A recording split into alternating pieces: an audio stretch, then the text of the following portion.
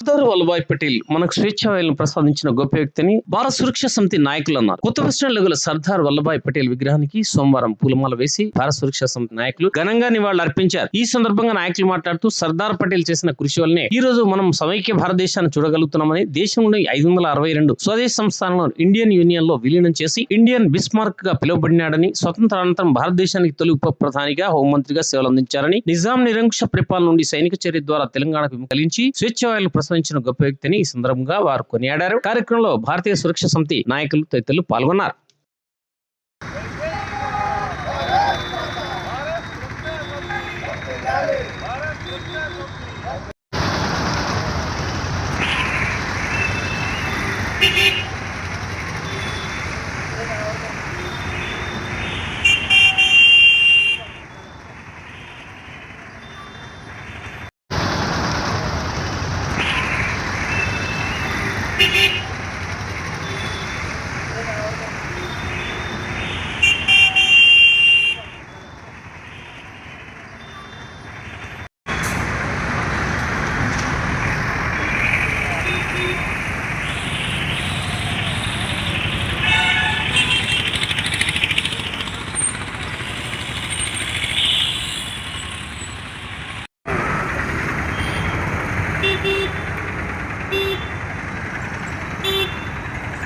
ఈరోజు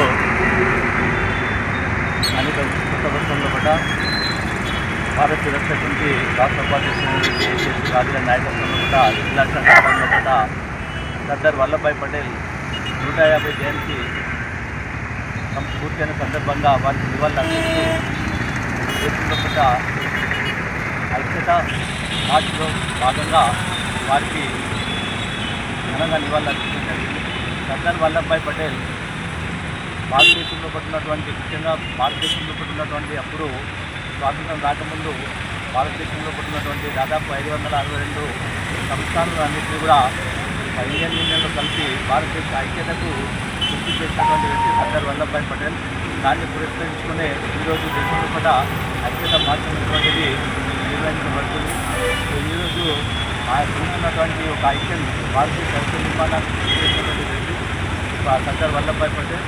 ముఖ్యంగా ఆయన ఇండియన్ బిస్మార్క్ అని చెప్పి కూడా పిలుస్తారు. అదేవిధంగా భారతదేశ ముఖ్యమంత్రి అని చెప్పి కూడా అంటారు. సర్దార్ వల్లభాయ్ పటేల్ భారతదేశానికి మొట్టమొదటి ఉప ప్రధాని మరియు హోంమంత్రి. ఆయన స్వాతంత్ర సమరయోధుడు కూడా.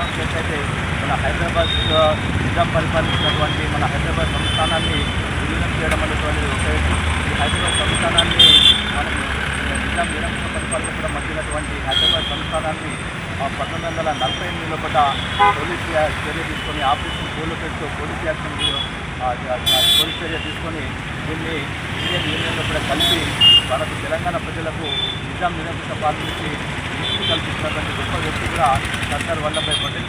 దాన్ని పురస్కరించుకొని 562 సంస్థానం దేశంలో కూడా విలీనం చేసి దేశ ఐక్యతకు కృషి చేసినటువంటి సందర్భంగానే ఆయన పేరు మీద ఐక్యత మార్చి దాన్ని పురస్కరించుకునే సర్దార్ వల్లభాయ్ పటేల్కు ఘనంగా నివాళులు